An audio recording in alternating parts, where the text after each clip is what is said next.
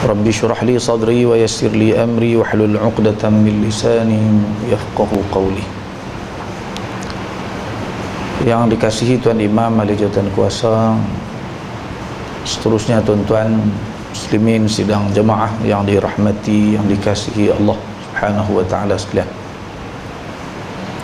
Alhamdulillah, kita syukur kehadrat Allah Subhanahu wa taala.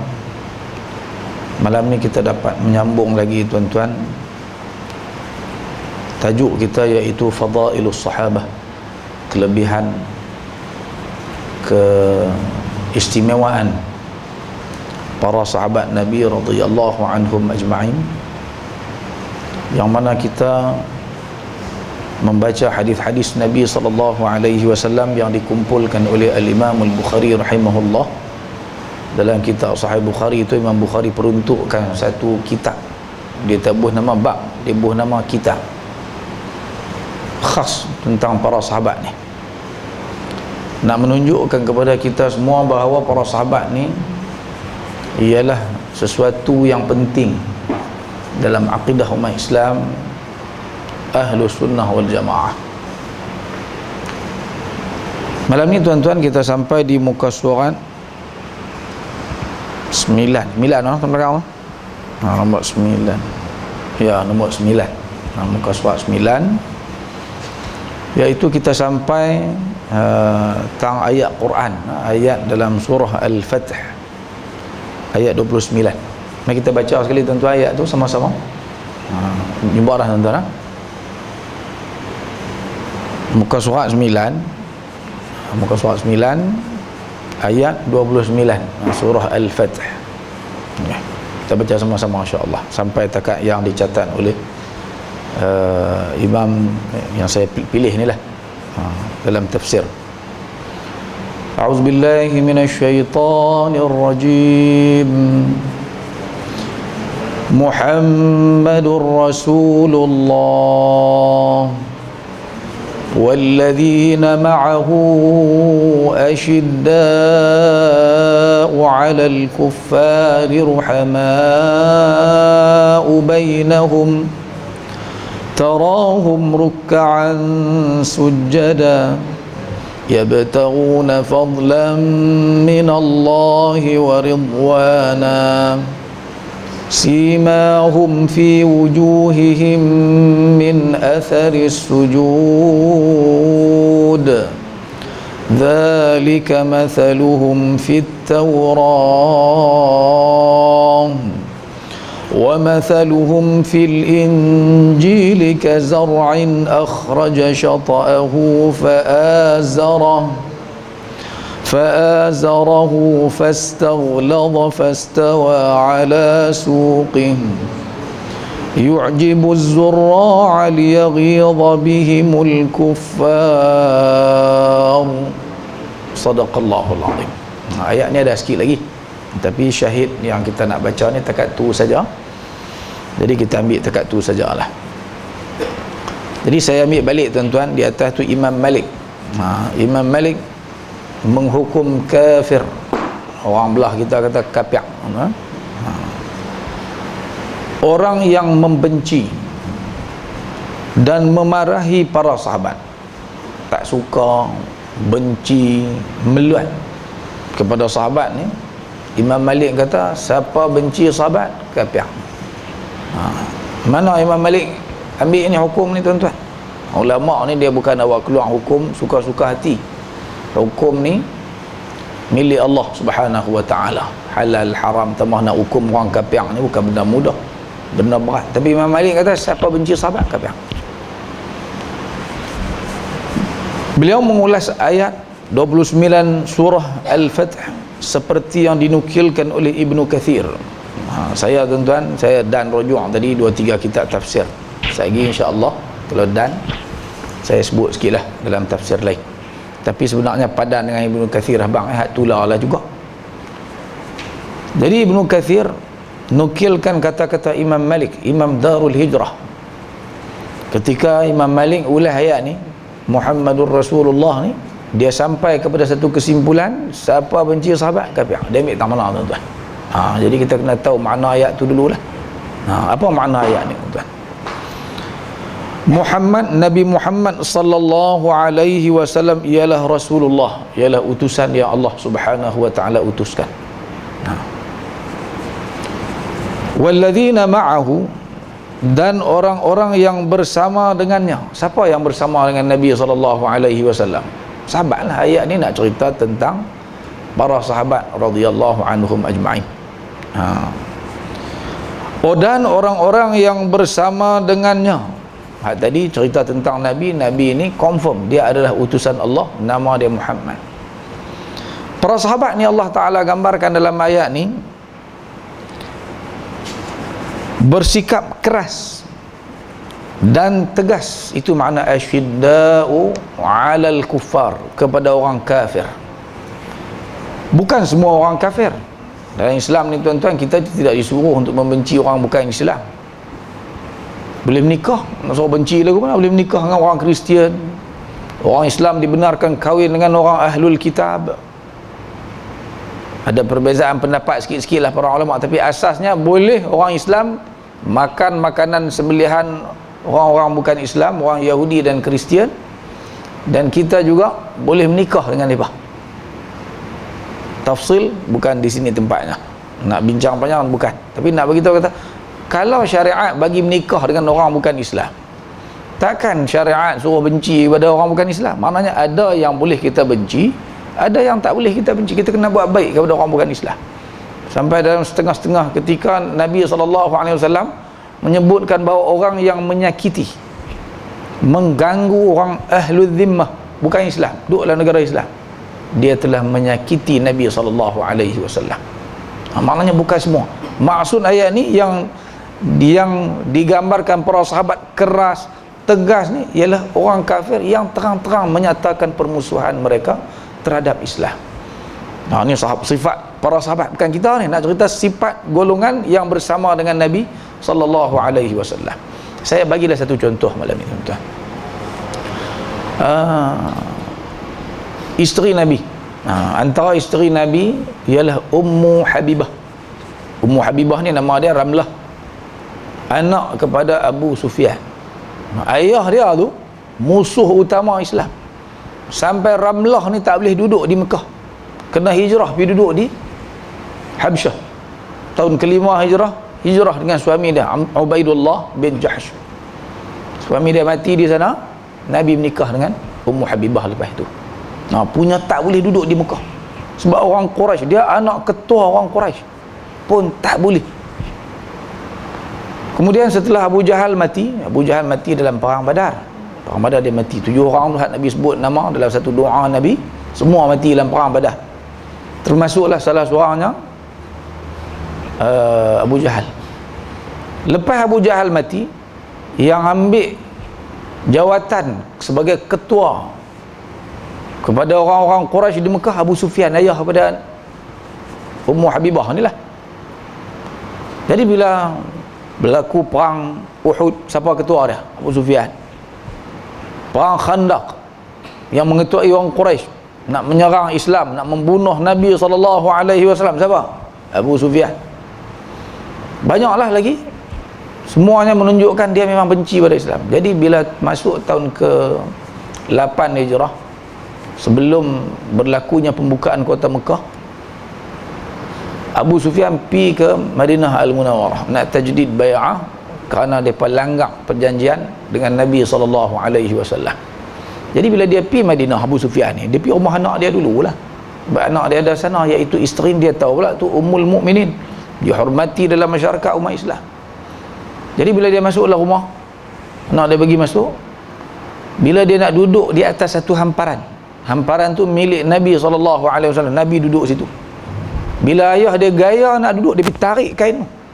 Ayah dia terkejut. Pasal apa dia tak pergi duduk? Dia kata, ini hamparan Rasulullah SAW. Engkau ni musyrikun najis, dia kata. Berat lah kalau kata-kata tuan. Hang ni orang kafir, penyembah berhala, najis. Pasal dia musuh Islam. Ni sifat sahabat ni. Contoh satu baru kita tunjuk contoh. Banyak lagi contoh-contoh yang disebutkan dalam ayat ni. Para sahabat ni sikap daripada dengan orang-orang kafir yang memusuhi Islam ni tak bagi muka, keras.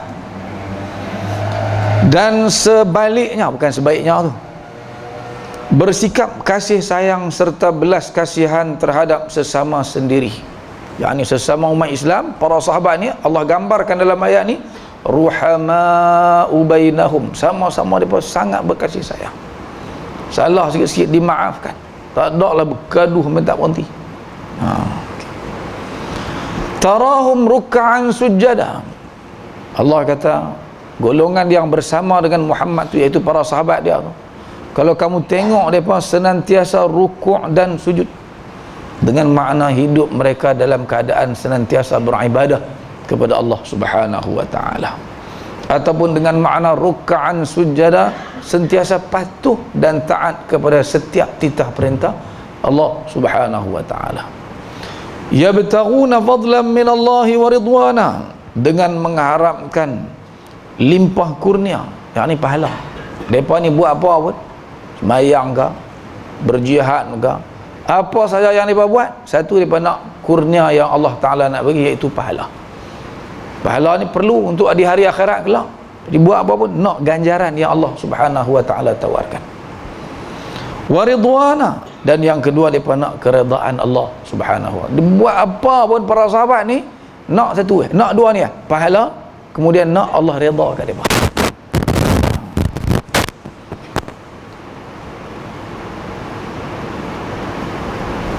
Apa dia lagi ayatnya? Tarahum ruk'an sujada yabtaghuna fadlan min Allahi wa ridwana simahum fi wujuhihim min athari sujud, pada wajah mereka ada tanda, kesan daripada ibadat sujud, tanda menunjukkan bahawa mereka ni buat apa ni ikhlas sungguh kerana Allah Subhanahu wa ta'ala. Mereka buat apa pun nak cari redha Allah Subhanahu wa ta'ala, ada tanda. Tanda ni tuan-tuan, bukan makna yang dah hitam tu lagi balik duk kelebek cermin pula, ada lah, tak ada, kita tak ada. Kalau ada pun bukan yang tu maksud dia. Maksudnya di sini ialah orang yang senantiasa patuh dan taat ni, tengok muka pun kita boleh rasa tenang hati kita. Nampak khusyuk, nampak orang yang bukan sombong diri dia. Di hari akhirat kelak, tanda tu nampak jelas di wajah mereka. Itu makna simahum fi wujuhihim min athari sujud. Ni semua ni sifat para sahabat Nabi. Cuba tuan-tuan tengok ayat seterusnya, sambungan ayat tu bunyi lagu mana? Dzalika mathaluhum fit Taurah. Yang demikian itu, ataupun demikianlah sifat mereka yang terdapat di dalam kitab Taurat yang kita baca semua. Sifat-sifat daripada ruhama'u bainahum, asyidda'u 'alal kuffar, ruhama'u bainahum, tarahum ruk'an sujada yabtaghuna fadlan min Allahi wa ridwana simahum fi wujuhihim min athari sujud. Ada 5 Allah sebut dalam satu gambaran tentang sifat para sahabat ni. Allah kata yang tu aku tulis dalam kitab Taurat dulu. Kitab Taurat Allah turun kat Nabi mana? Nabi Musa alaihissalam. Maknanya zaman Nabi Musa alaihissalam tu ada. Bila turun kitab Taurat, para sahabat Nabi Musa alaihissalam, umat Nabi Musa alaihissalam dah baca dah tentang sifat para sahabat Nabi Muhammad sallallahu alaihi wasallam. Ada dah. Nabi Musa kenal dah. Allah Taala cerita dah tentang generasi yang akan bersama dengan Muhammad bin Abdullah, Rasul akhir zaman nanti. Dalam kitab Taurat ada dah. Sambung lagi tuan-tuan tengok. Wa mathaluhum fil Injil, dan perumpamaan sifat-sifat mereka di dalam kitab Injil pula ialah macam mana pula dalam kitab Injil? Dalam kitab Injil pun ada juga Allah sebutkan tentang ciri-ciri, sifat-sifat sahabat Nabi Muhammad radhiyallahu anhum ajma'in. Lagu mana? Kazar'in akhraja syat'ahu fa'azarahu fastaghlada fastawa ala suqih. Ini duduk dalam kitab Injil pula. Apa makna dia? bahawa mereka diibaratkan sebagai pokok tanaman yang mengeluarkan anak dan tunasnya. Saya cek dalam tafsir tuan-tuan, perkataan akhraja syat'ahu ni ada dua makna. Kita tanam pokok, kalau pokok kecil kita tanam padi, kita tanam satu lepas padi ni kita tanam, dia tumbuh dia saja ke, kemudian di tepi dia akan keluar hal lain, tunas baru tumbuh hal lain pula, 1, 2 sampai 10 kadang-kadang keluar. Daripada satu, Nabi SAW, kemudian para sahabat ni dia makin lama makin banyak, itu satu tafsiran kepada makna akhraja syat'ahu. Yang kedua makna akhraja syat'ahu tu ialah dengan makna kalau pokok tu jenis pokok besar, dia keluar tunas yang akan jadi ghusun, akan jadi dahan, ranting. Pokok tu kalau siapa yang bertani kan, dia akan seronok tanam pokok aromanes tuan kan. Tanam pokok aromanes, duk tunggu dia keluar cabang. Cabang ni nak bagi buah banyak, kita tengok dia keluar banyak cabang sampai 10, kita kena buang setengah kalau pokok ni, bagi tinggal 3. Daripada 3 jadi 3 pula, daripada 3 ni jadi 3 pula, setiap satu tu jadi 3 sampai berpuluh-puluh, makin lama makin banyak. Bila makin banyak tuan-tuan, pokok tadi ni tuan-tuan, tunas-tunas tadi ni yang menjadi ranting akan menguatkan, fa'azarahu, dia akan menguatkan pokok tersebut. Kalau pokok hak tadi tu, dia akan menguatkan pokok hak mula-mula tumbuh tu, iaitu Nabi SAW. Fastaghlaba, lalu anak dan tunasnya itu menyuburkannya sehingga ia menjadi kuat. Fastaghlaba, fastawa ala suqih, lalu ia tegak berdiri di atas pangkal batangnya. Yu'jibu az-zurra'a liyaghidha bihimul kuffar, petani-petani yang menanam pokok ni tuan-tuan, dia akan seronok. Petani itu sebagian ulama kata Nabi SAW, Nabi yang tanam mereka tu, yang tanam iman dalam hati para sahabat, mau jadi makin lama makin banyak, makin lama makin kuat, subur keimanan mereka. Nabi SAW tengok pokok-pokok ni, Nabi sangat gembira, seronok. Liyaghidha bihimul kuffar, agar orang-orang kafir, orang kafir pula sebaliknya, dia akan meluah, dia akan benci tengok Islam yang makin lama makin berkembang, makin kuat, makin kukuh ni, para sahabat makin lama makin kuat. Jadi Imam Malik tuan-tuan ambil istinbat tentang mana tuan-tuan. Imam Malik kata, waqad istanbata al-Imam Malik min qawlihi ta'ala Muhammadur Rasulullah tu. Imam Malik mengambil istinbat, mana memetik pengajaran daripada ayat ini, tang hak belakang tu lah. Kufra man yubghiduna as-sahabah, kafir siapa-siapa yang membenci sahabat. Pasal apa? Allah gambarkan dalam ayat tadi, tuan-tuan berhati, siapa hak benci tengok pokok kuih banyak, yang banyak-banyak tu, orang kafir benci. Yang banyak-banyak tu siapa dia? Sahabat lah. Jadi siapa yang benci sahabat, Imam Malik kata kafir, dengan kerana Allah Subhanahu wa taala berfirman lagu tu dalam ayat ini. Wa wafaqahu asy-Syafi'i, Imam Syafi'i bersetuju. Imam Syafi'i kata, ya, inilah pendapat yang paling tepat dalam memahami ayat ini. Saya rujuk lagi dalam kitab tafsir tadi, dalam kitab tafsir Al-Qurtubi, Imam Al-Qurtubi bawa contoh-contoh lagi yang menunjukkan benarnya pendapat Al-Imam Malik rahimahullahu ta'ala yang memetik daripada ayat ni, siapa benci sahabat Nabi, kafir. Tu para ulama kita. Kemudian tuan-tuan, selain daripada yang tu, ialah ayat ni, satu perkara yang saya suka tekankan di sini ialah, kita selama ni kita duk tahu berita tentang kedatangan Nabi kita, Nabi Muhammad sallallahu alaihi wasallam ni diketahui oleh ahli kita. Kan di Madinah orang-orang Yahudi, Bani Qainuqa, Bani Nadir, Bani Quraidah, antara sebab dia duduk di Mekah tu. Pasal apa? Dia baca cerita tentang Nabi Muhammad. sallallahu alaihi wasallam dalam kitab-kitab terdahulu. Lalu tu kitab apa? Kitab Taurat, kitab Zabur, hadis kitab-kitab terdahulu dia baca dah bahawa akan lahir satu orang nabi nama dia Muhammad, kan duduk di Mekah, akan hijrah ke Madinah. Dia pun tunggu orang tu nabi hijrah sana. Yang kita duk tahu selama ni, yang di highlight di mana-mana, kedatangan nabi ni telah diberitahu oleh nabi-nabi yang terdahulu dalam kitab-kitab yang diturunkan oleh Allah Subhanahu wa taala kepada mereka. Jadi malam ni bila kita baca ayat ni, kita dapat tahu satu lagi maklumat, iaitu bukan kedatangan Nabi Muhammad seorang diberitahu oleh Allah Subhanahu wa taala dalam kitab-kitab terdahulu.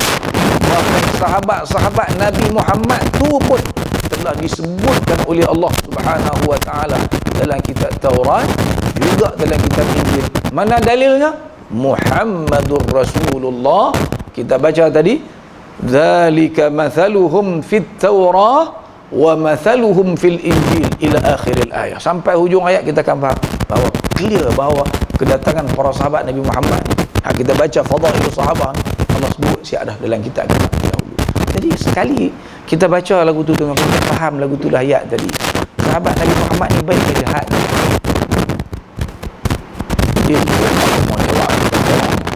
Baik ke tak baik? Tentu kalau lagu tu Allah gambarkan para sahabat Nabi Muhammad. Kalau ada orang kata sahabat jahat, tuan-tuan, semua sahabat murtad habis lepas Nabi wafat, tinggal 3 orang saja, boleh pakai ke? Mana kita nak lempak ayat Quran yang ada ni? Batu kita akidah Ahlussunnah wal Jamaah asasnya ambil daripada Quran. Belain daripada Quran kena tolak. Masalah ni kita tu baca juga ayat ni, tapi mai Syiah masuk juga. Pasal apa? Pasal tak faham. Pasal kita tak murid, tak terang kepada masyarakat. Iman ni bukan kita kena belajar bab sifat 20 sahaja. Bukan kita kena belajar soal kalau orang yang mengaji berkenaan dengan tauhid ni, dia belajar tauhid rububiyah, tauhid uluhiyah, al-asma' wa bukan itu saja tauhid. Akidah juga salah satu yang ialah meyakini para sahabat Nabi Muhammad ni adalah generasi yang baik. Bukan yang baik, yang paling baik di kalangan seluruh umat manusia. Nanti kita bawa dalilnya, tuan-tuan, selepas daripada ini. Okey, habislah yang tu. Para ulama mazhab Syafi'i, yang kedua, malam ini, para ulama mazhab Syafi'i juga tidak ketinggalan dalam persoalan ini. Ulama mazhab Syafi'i belajar fiqh tu pun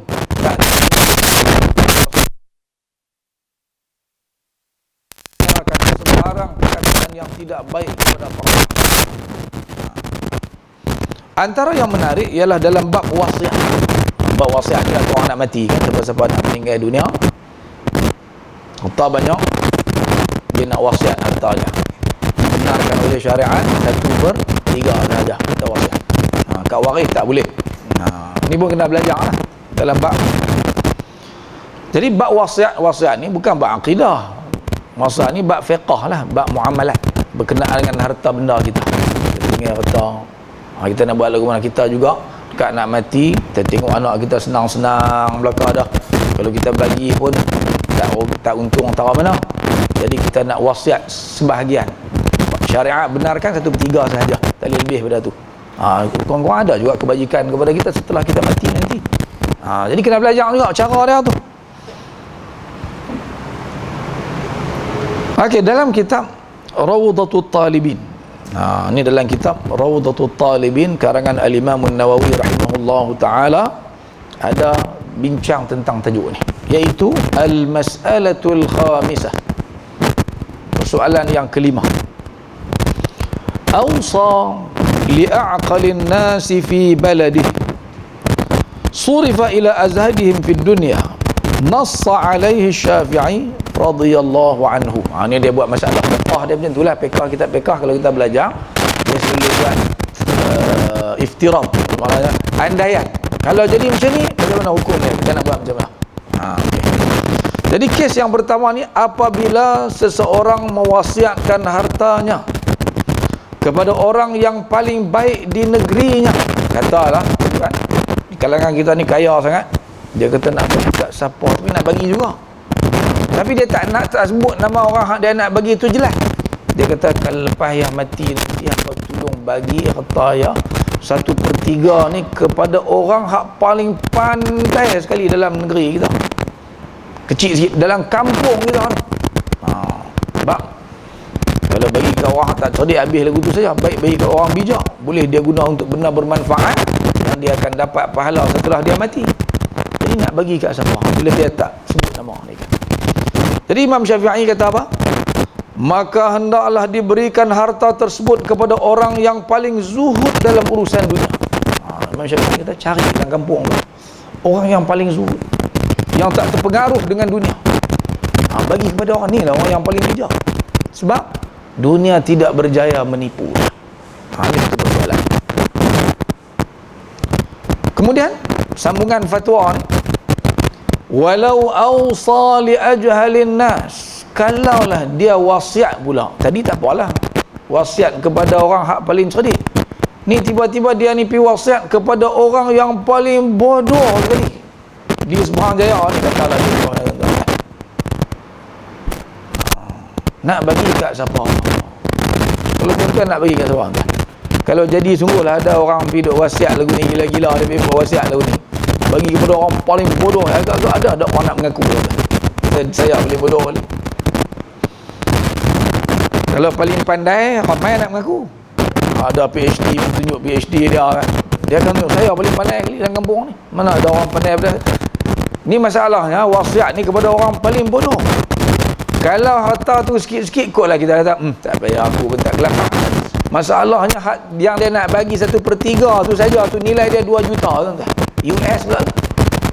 Agak-agak ada orang nak pergi mengaku tuan-tuan, kata saya paling bodoh. Pasal ada zaman Allah ni tak tu dia pergi mengaku. Imam Syafi'i tak kata apa dalam bab, dia tak naskan apa-apa pendapat dia dalam masalah ni. Jadi ulama dalam mazhab Syafi'i haka Ar-Ruyani, dia kata annahu yusrafu ila abadatil awthan, beri harta itu kepada penyembah berhala. Harus sembah batu, diminta kat batu tu suruh bagi rezeki kat dia, suruh kurniakan, wahai batu bagi aku anak. Cerdik ke bodoh tu tuan-tuan? Penyembah berhala ni cerdik ke bodoh tuan-tuan?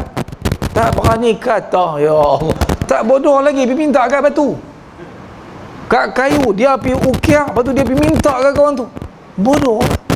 Sebab tu orang Quraisy tuan-tuan, bila Nabi SAW ajak mereka tinggal semua berhala, mereka marahkan Nabi sebab mereka kata apa? Saffaha uqulana, saffaha ahlamana. Dia memperbodohkan akal kami, kata kami ni bodoh. Antara yang dia bodoh kata kat Nabi, kata tak bodoh kan tuan-tuan, hampa minta buat apa, batu tak boleh buat apa. Tu dia anggap itu menuduh kami ni bodoh, tak cerdik. Padahal nama saya Abul Hakam, kata Abu Jahal. Abul Hakam nama dia, gelaran dia, orang yang paling bijak, tetapi kata kami bodoh. Jadi penyembah berhala ni, kalau dia mau fikir dengan akal yang waras, dia akan fikir, bodoh aku, dia minta kat batu. Fa in qala minal muslimin, tapi kawan tu tadi tu tuan-tuan, dia kata tak, bukan maksud aku bagi ke orang bukan Islam, bukan bagi kepada non muslim, tapi aku nak suruh bagi kepada orang yang paling bodoh di kalangan orang Islam. Nak bagi kat siapa? Macam mana fatwa surau kita nak keluar fatwa lagu nak bagi kat siapa tuan-tuan? Dalam kitab ni dia habaq siap-siap dah tuan-tuan. Qala man yasubbu sahabah, berilah harta itu kepada orang yang memaki dan mencela para sahabat. Itulah orang yang paling bodoh. Pasal apa bodoh tuan-tuan? Quran jelas-jelas habaq kata sahabat baik. Tadi contoh tadi satu ayat kita baca dah tadi kan, jelas dah ayat tu menunjukkan para sahabat ni baik. Dia pergi maki mereka tu, kata huduh buruk kepada para sahabat Nabi. Dan banyak lagi ayat yang kita akan baca selepas ni yang menunjukkan bahawa para sahabat ni generasi yang paling baik. Kuntum khaira ummatin ukhrijat linnas. Banyak ayat, nanti kita akan baca ayat-ayat lepas ni. Bulan depan kita baca ayat-ayat tu pula tuan. Jadi sebab tu ulama mazhab Syafi'i ajak kita semua bahawa golongan yang paling bodoh di kalangan orang Islam ni ialah orang yang sampai ke peringkat kebodohan dia tu, sampai para sahabat yang mulia tu pun dia boleh maki. Itulah orang yang paling bodoh. Wa qala al-Mutawalli, kata seorang lagi ulama dalam mazhab Syafi'i, yusraful imamiyyatil muntadhirati lil qa'im.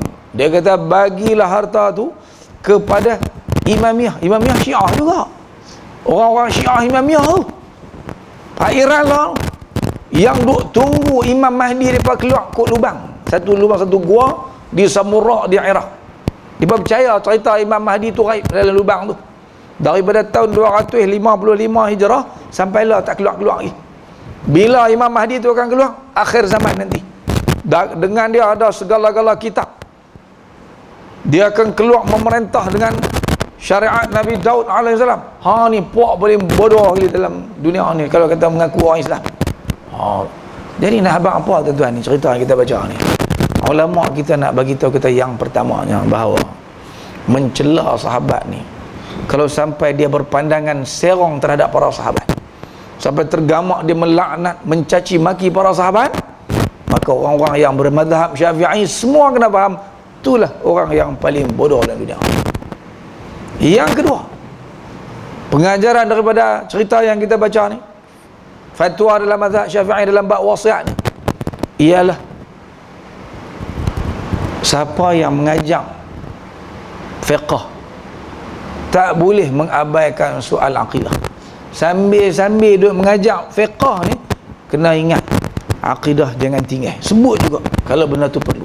Ni macam cerita ni bab wasiat, berkait dengan Syiah ni apa cerita tuan-tuan, berkait dengan maki sahabat, kena sebut soal akidah ni, soal benda yang sangat penting dalam kehidupan kita. Okey, lagi ni dalam kitab Rawdatul Talibin, banyak lagi kitab-kitab fiqh lain saya tengok sebut benda ni, menyebutkan tentang perkara ni. Jadi tak mungkinlah kita yang mazhab Syafi'i tentu nak pergi ikut Syiah setelah kita faham bahawa orang yang maki sahabat ni orang bodoh. Tak kasar sangat tuan-tuan.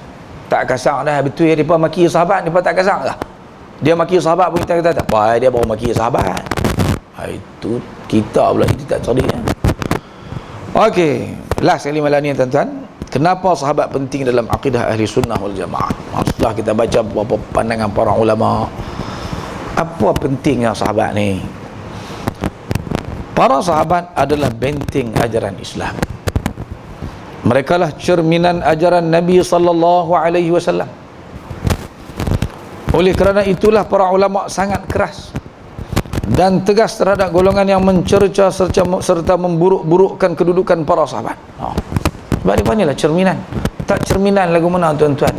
Orang kalau orang tengok anak murid ni baik-baik tuan-tuan, orang akan kata bang, tok guru dia terang mana baik. Kan anak murid dia semua baik-baik belakang, warak dengan cakap tertib. Orang akan tengok tahu nak? Orang akan tengok tok guru dia. Kalau tak baik anak murid ni, anak murid semua tu dia lok-lak belakang. Semua orang akan tengok mana? Tok guru dia sampai dia. Lagu itulah dengan Nabi SAW.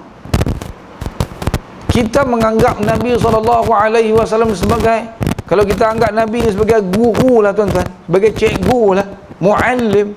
Ada tak muallim yang lebih baik daripada Nabi SAW? Kalau kita kata Nabi ni murabbi, adakah tidak orang yang lebih baik tarbiyahnya daripada Nabi SAW? Tak ada.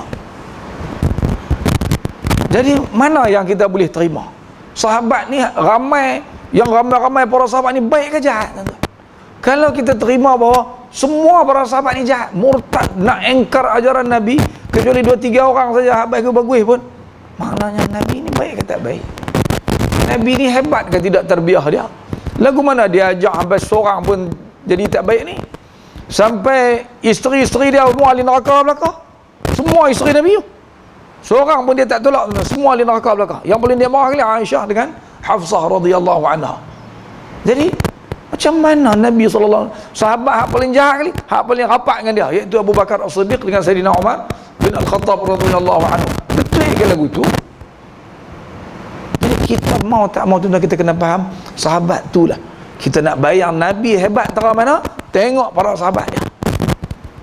Baik para sahabat Nabi, kita kata memang Nabi seorang yang sangat hebat. Saya selalu bagi contoh. Mungkin bagilah, tapi nak bagi lagi nak ulang lagi. Kalaulah ada satu orang mana ajak di SMK Sebarang Jaya, cikgu cemerlang matematik.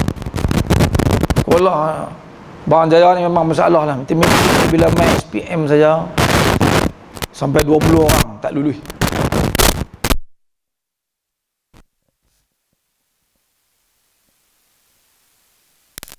Cemerlang matematik. Bagilah kelas kat dia, ada 2 kelas. Bagi ke dia. Kalau yang mana pun ada 60 orang yang belajar. Dia pun mengajak. Keluar utusan SPM tuan-tuan. 2 orang yang lulus.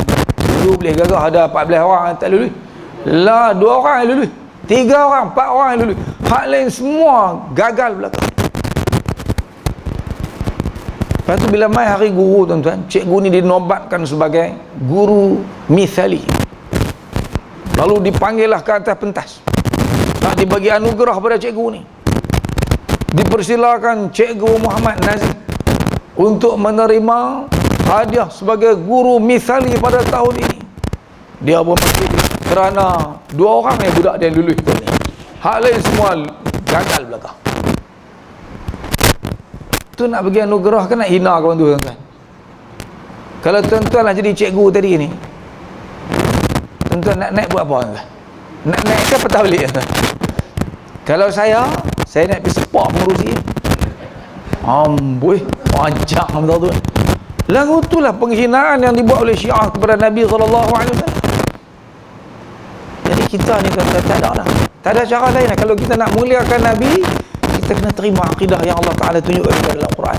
Sahabat semua baik. As-sahabatu kulluhum. Kalau dia buat salah sekalipun, dalam kesalahan yang dia buat tu, ada contoh dan teladan yang kita akan dapat belajar daripada kisah itu sahabat Nabi radhiyallahu anhum ajma'in. Mana tadi? Mereka lah cerminan ajaran Nabi SAW. Oleh kerana itulah para ulama sangat keras dan tegas terhadap golongan yang mencerca serta memburuk-burukkan kedudukan para sahabat. Ini contoh yang selalu saya bagi tuan-tuan. Saya ulang dalam buku ini. Abu Zur'ah Ar-Razi berkata, ini sahabat Imam Muslim, ulama hadis. Ulama hadis lah yang paling faham tuan-tuan tentang persoalan sahabat. Apa kata Abu Zur'ah? Idza ra'aita ar-rajula yantaqisu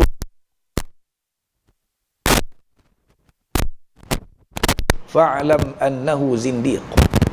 Lianna muadda qawlihi ila ibtalil Qur'ani was sunnah. Ketahuilah, apabila engkau melihat seseorang, tak kira siapa, memperkecilkan, memperlekeh sesiapa sahaja dalam kalangan sahabat Nabi, maka ketahuilah bahawa dia sebenarnya adalah zindiq. Zindiq ni munafik. Sebenarnya bukan Islam pun dia tu. Dia pura-pura masuk Islam ya, dengan niat pula untuk memburuk-burukkan ajaran Islam. Kerana kesan perbuatannya akan membawa kepada terbatalnya Al-Quran dan Sunnah Nabi SAW. Kenapa ulama kata lagu tu sampai teruk sampai tu tuan-tuan? Kerana yang menyampaikan kepada kita Al-Quranul Karim daripada Jibril sampai kepada Nabi, sebelum nak sampai kepada kita ni, dia mesti lalu generasi yang namanya As-Sahabah. Sahabat inilah yang menerima Al-Quranul Karim. Lepas Nabi SAW wafat, Quran dikumpulkan oleh Abu Bakar As-Siddiq. Abu Bakar kumpul atas cadangan Sayyidina Umar bin Al-Khattab. Mai zaman Sayyidina Osman pula, Osman kumpul sekali kedua, ambil balik salin balik, hantar kepada negeri-negeri yang memerlukan. Cuma pada ketika itu polisinya mesti ikut tulisan tu, mesti lahjah Quraisy, sebab Quran diturunkan di Makkah. Di Makkah ni orang-orang Quraisy ada di sana, jadi kena tulis lahjah dia. Kalau kok khilaf lah, tapi tak ada khilaf. Tuan-tuan cuba bayangkan, Quran yang dikumpulkan oleh Khalifah Abu Bakar atas nama sebuah negara, Kalaulah Abu Bakar ni kafir, para sahabat yang mendokong kerajaan Abu Bakar ni semuanya kafir kecuali 3 orang tu saja tuan-tuan, agak-agak Quran tu boleh pakai. Agak-agak mereka pakat dah nak mengubah Quran ni. Dan mereka semua kafir, mereka semua jahat, musuh kepada Nabi, bukan Islam pun mereka ni, saja-saja buat Islam ya. Quran tu dibaca kakak, dia ubah. Sampai kat kita tak Quran tu? Mana nak sampai? Zaman Sayyidina Osman sama juga. Tu ada tulis, dia tulis pergi ke Basrah satu, hantar ke Kufah satu naskah, hantar pergi ke Syam satu naskah, ke Damsyik, lepas tu hantar pergi Mekah satu, tinggal di Madinah satu. Jadi Quran ada ni tuan-tuan. Osman ni kalau dia kafir bagi orang Syiah, agak-agak dia nak biar lagu tu ke Quran? Ke dia kau ubah lagu tu? Mesti dia ubah. Kalau kita percaya Quran kena ubah, mana kita bukan Islam dah. Jadi mau tak mau tuan-tuan, sahabat ni baik tak? Penting tak sahabat ni? Kita kata sahabat ni baik? Ya, memang bukan saja-saja kita nak kata. Memang Quran ajak kita untuk nak jadi saksi. Para sahabat ni jadi saksi kepada generasi yang berikutnya. Dalam surah kita selalu baca dalam sayaqulu sufaha. Saya baca lah tuan-tuan, masa ada sikit lagi ni kan, belum saya habis ayat ni.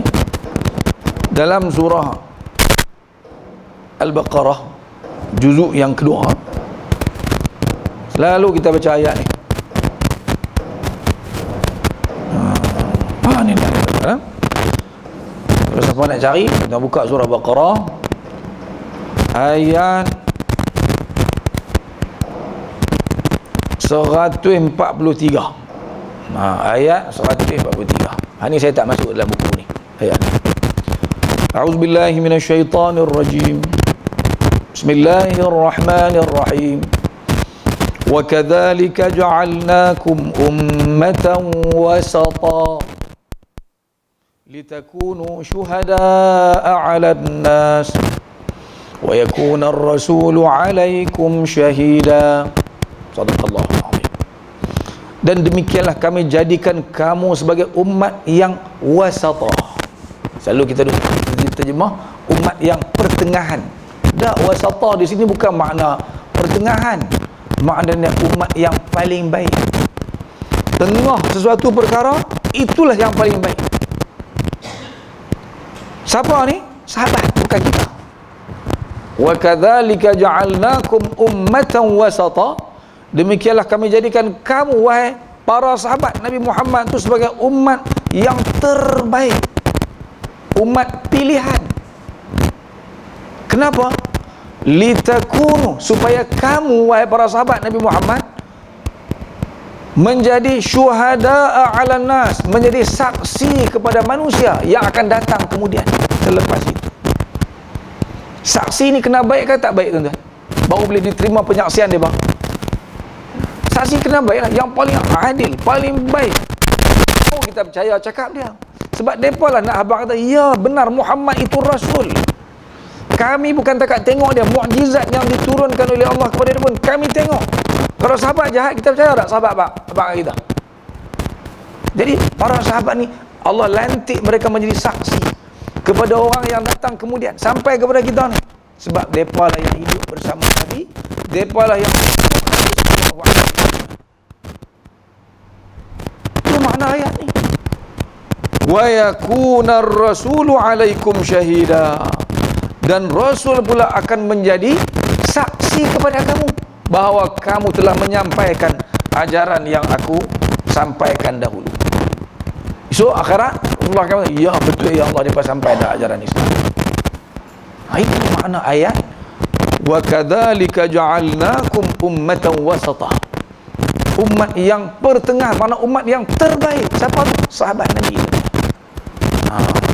Jadi mau tak mau tuan-tuan, benarlah akidah Ahlussunnah wal Jamaah yang meyakini bahawa para sahabatlah generasi yang paling baik.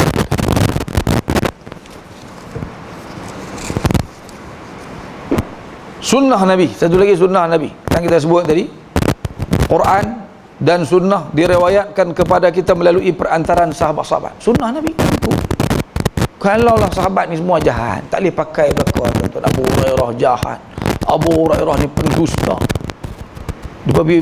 dia buruk-burukkan para sahabat. Uthman tak boleh percaya. Lagi siapa dia lagi? Ibnu Abbas tu pencuri, dia kata. Khalid bin Al-Walid tu bukan Saifullah, tapi dia sebenarnya adalah Saiful Syaitan. Syiah dalam kitab-kitab ni tuan-tuan.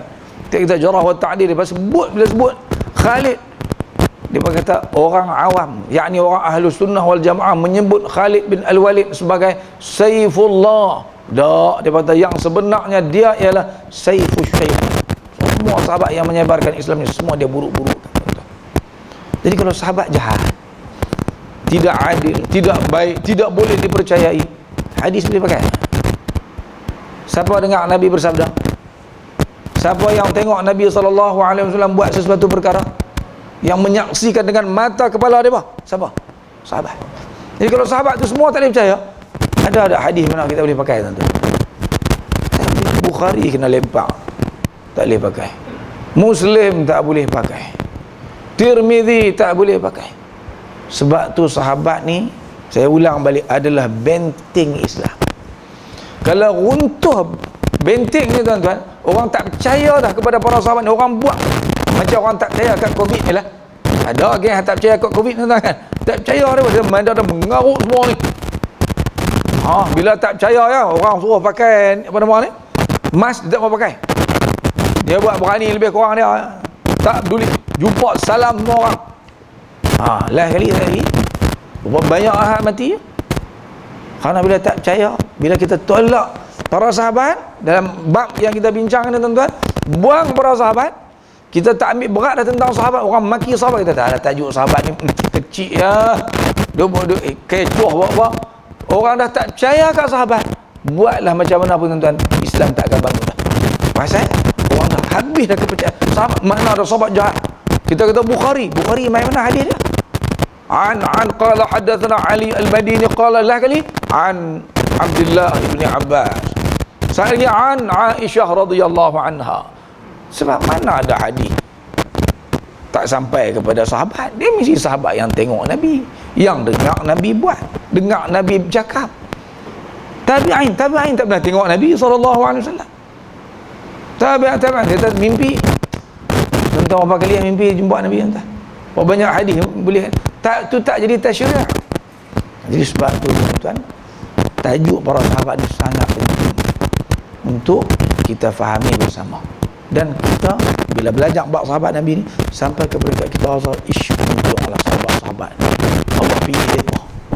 Kalau pilih kita lah tuan-tuan jadi sahabat Nabi, tak tahu jadi mana Islam. Pagi ni silbak tu dengan zuhur ni, duduk kena tarik dengan roti canai, kolesterol tinggi pula, habis. Para sahabat mana ada kolesterol tuan ni. Jadi sebab tu bincang tajuk sahabat ni sebenarnya satu tajuk yang sangat penting. Jadi insya-Allah pada bulan depan, jika diizinkan oleh Allah Subhanahu wa taala, kita baca lagi ada 10 ayat Quran. Saya bawa ayat Quran.